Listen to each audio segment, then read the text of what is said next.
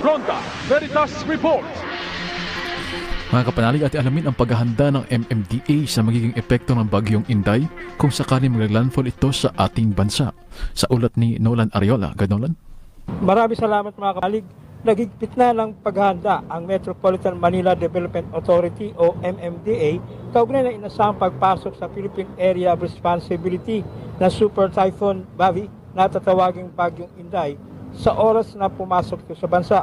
Ayon sa MMDA, aktibo na itong nakikipag-ugnayan sa mga lokal na pamahalaan sa Metro Manila sa pamagitan ng Pre-Disaster Risk Assessment o PDRA upang matiyak ang maagap na pagtugon sa anumang posibleng epekto ng bagyo. Kabilang sa mga hakbang na isinagawa ang paglilinis ng mga drainage, estero at iba pang daluyan ng tubig upang mabawasan ang pagbaha. Gayon din ang pagtiyak na nakahanda at gumagana ang lahat ng pumping stations sa rehiyon. Nag-preposition na rin ang ahensya ng mga rescue equipment, rubber boots at mga tauhan sa mga estratehikong lugar para sa agarang pagresponde sakaling magkaroon ng pagbaha at iba pang emergency. Bilang pag-iingat laban sa malalakas na hangin, inaasahan ding ipatutupad ang pagtitiklop o pagtali sa malalaking billboard sa mga pangunahing lansangan kabilang ang EDSA upang maiwasan ang mga aksidente.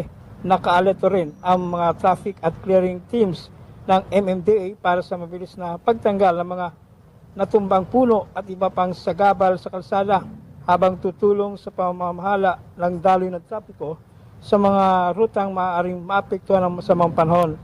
Yung mga pumping stations po natin, piniprepare po natin. At ganoon din po yung ating pong mga canals, ating pong patuloy na nililinis, tuloy-tuloy po yung ating bayanihan sa estero.